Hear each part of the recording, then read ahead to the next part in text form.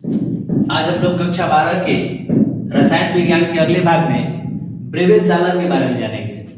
Crystal तंत्र के आधार पर अलग अलग संरचनाओं के द्वारा सबसे पहले ब्रेविस नामक वैज्ञानिक ने 1848 ईस्वी में क्रिस्टलों के आकार के बारे में, उनकी संरचना के बारे में बताया, जिन्होंने जालक बिंदुओं के आधार पर उनकी व्यवस्था को बताया और उन्होंने बताया कि जो 14 कुल ब्रेविस जालक होते हैं उनमें 3 जालक घनाकार, 4 जालक ऑर्थोरोम्बिक, 2 जालक चतुष्कोणीय, 2 जालक एकंताक्ष, 2 षष्ठकोणीय और 1 समांतर फलक के होते हैं।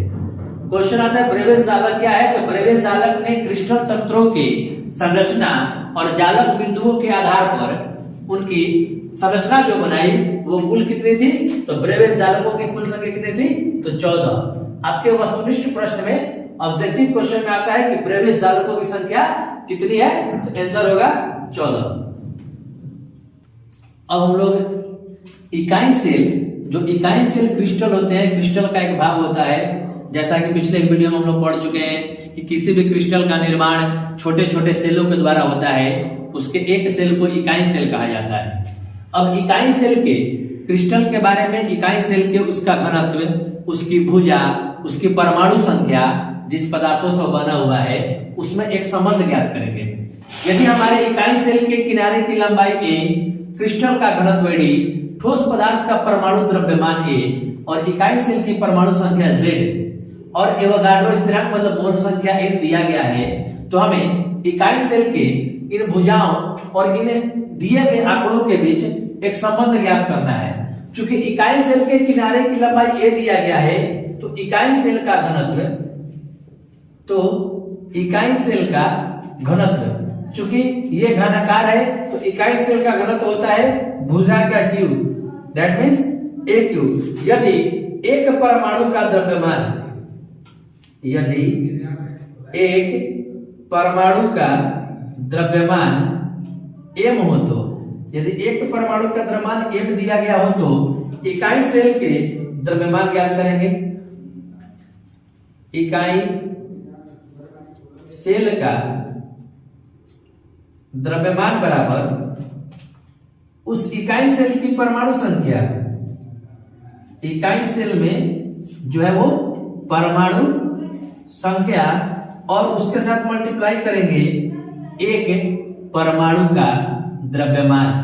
मतलब यदि एक परमाणु का द्रव्यमान 4 है, उसमें कुल 4 परमाणु है, तो 16 उसका सेल का द्रव्यमान हो जाएगा।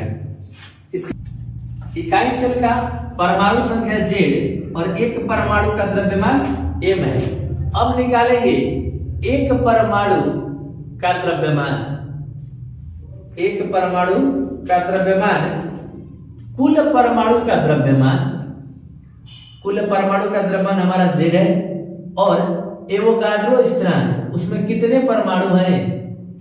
एवोगाड्रो स्थिरांक, that means m equal to z by n, m equal to z by n। अब इकाई सेल का द्रव्यमान, इकाई सेल का द्रव्यमान बराबर कुल परमाणु संख्या Z into a by n, Z equal to a by n। यहां परमाणु द्रव्यमान a लिया गया है, तो Z into a by n। अब हम लोग इस पदार्थ का घनत्व निकालेंगे, मतलब इकाई सेल का घनत्व D का मान, इकाई सेल का घनत्व बराबर इकाई सेल का द्रव्यमान,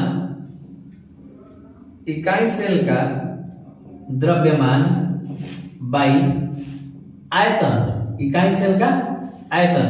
चूंकि घनत्व को D से सूचित करते हैं और इकाई सेल का द्रव्यमान हम लोग ऊपर ज्ञात किए हुए हैं, तो घनत्व D बराबर इकाई सेल का द्रव्यमान Z into a by n और इकाई सेल का आयतन a क्यूब। हमारा इकाई सेल का घनत्व D बराबर ZA क्यूब n। ये फॉर्मूला आपको ऑब्जेक्टिव वस्तुनिष्ठ प्रश्न में भी आता है और इस फॉर्मूले के आधार पर हम लोग कुछ न्यूमेरिकल्स को भी बनाएंगे। अब इसके आगे हम लोग इकाई सेल में उपस्थित परमाणुओं की संख्या ज्ञात करेंगे। क्योंकि सभी इकाई सेल जो होते हैं, ये इकाई सेल किसी दूसरे इकाई सेल से जुड़े हुए होते हैं। तो यदि सरल इकाई सेल के कोने पर कहा जाए या इनके फलकों पर कहा जाए तो इन पर पाए जाने वाले परमाणु दूसरे से, जैसे यहाँ पर एक हम लोग परमाणु रखते हैं तो ये चारों तरफ दूसरे दूसरे परमाणुओं से शेयर करते हैं। तो इस आधार पर इन सेलों में परमाणुओं की संख्या निकाली जाती है। सबसे पहले हम लोग सरल घनाकार इकाई सेल में परमाणुओं की संख्या ज्ञात करेंगे। सबसे पहले क्या, इसमें सभी कोने पर इसके कुल 8 कोने होते हैं। सरल घनाकार इकाई सेल में 8 कोने होते हैं। कुल कोण की संख्या कितनी होती है, तो 8। और ये जो होते हैं अन्य परमाणुओं से, मतलब इसमें सिर्फ इसका 1/8 भाग ये 8 अलग अलग परमाणुओं से शेयर करता है। तो इसमें पाए जाने वाले कुल जो कण होते हैं अलग अलग 8 परमाणुओं से शेयर करते हैं। इसलिए इसकी परमाणु संख्या जो होती है, परमाणु संख्या, चूंकि कुल 8 कोने हैं और 8 कोने पर पाए जाने वाले 8 परमाणुओं से 8 दूसरे से शेयर करते हैं, इसमें पाए जाने वाले परमाणु की संख्या क्या होती है, तो 1 होती है। उसी प्रकार फलक केंद्रित घनाकार इकाई सेल में, तो चूंकि हम लोग फलक केंद्रित घनाकार इकाई सेल के बारे में पढ़े हैं कि इसमें जो होते हैं इसके 8 कोने पर एक एक परमाणु और सभी जो 6 फलक होते हैं उन पर परमाणु पाए जाते हैं। तो उनमें पाए जाने वाले कुल कणों की संख्या क्या होगी, जो 8 कोने पर पाए जाते हैं वो अन्य 8 परमाणुओं से शेयर करते हैं, जबकि जो फलक पर पाया जाता है वो 2 से शेयर करता है। यदि आप किसी चीज के 2 सरफेस को यदि ऐसे लेते हैं और इसके मध्य में एक परमाणु स्थित है, वो इधर और इधर दोनों तरफ के परमाणु से शेयर करता है। और वही जब उसके कोने पर होता है, उसके कोने पर पाए जाने वाले जो कण होते हैं वो अलग अलग 8 से शेयर करते हैं। तो इसमें कुल कणों की संख्या जब हम ज्ञात करते हैं तो 1 + 3 = कितना होता है, तो 4। इसका तीसरा है बॉडी सेंट्रिक, मतलब पिंड केंद्रित इकाई सेल। पिंड केंद्रित इकाई सेल में हम लोग क्या पढ़े हैं, पिंड केंद्रित इकाई सेल में जो परमाणु होते हैं 8 कोने पर के साथ साथ फलकों पर और उसके मध्य भाग में ही पाए जाते हैं, मतलब इकाई सेल के बीचों बीच। तो चूंकि पिंड केंद्रित में जो इसके फलक पर पाए जाने वाले कण होते हैं वो दूसरे से शेयर नहीं कर पाते हैं, तो ये 8 कोने वाले शेयर करते हैं। तो 8 कोने वालों के लिए हम लोग पढ़े क्या, पिंड केंद्रित घनाकार इकाई सेल। तो 8 कोने पर तो 1/8 से शेयर कर रहे हैं, लेकिन जो इसके बीचों बीच मध्य में पाया जाता है वो किसी अन्य से शेयर नहीं करता है। तो इसमें कुल पाए जाने वाले परमाणुओं की संख्या कितनी होती है, तो 2 होती है। अब याद रखना ये कि सरल घनाकार इकाई सेल में परमाणुओं की संख्या कितनी होती है, तो 1। पिंड केंद्रित में कितनी होती है, तो 2। और फलक केंद्रित में कितनी होती है, तो 4। ये आपके लिए वस्तुनिष्ठ प्रश्नों में एक महत्वपूर्ण है कि फलक सरल में 1, पिंड में 2 और फलक में कुल 4 कण पाए जाते हैं।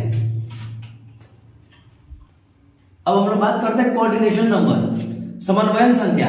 सबसे पहले ये ध्यान देना है, समन्वय मतलब अगल बगल जो हो, मतलब कोई कण अपने पड़ोस के निकटतम कण जितने कणों से घिरा रहता है वो उसका समन्वय संख्या होता है। जैसे यदि हमारे पास ये एक कण है, इसके आगे और पीछे भी कण है, इस कण का समन्वय संख्या कितना हो जाएगा, 2।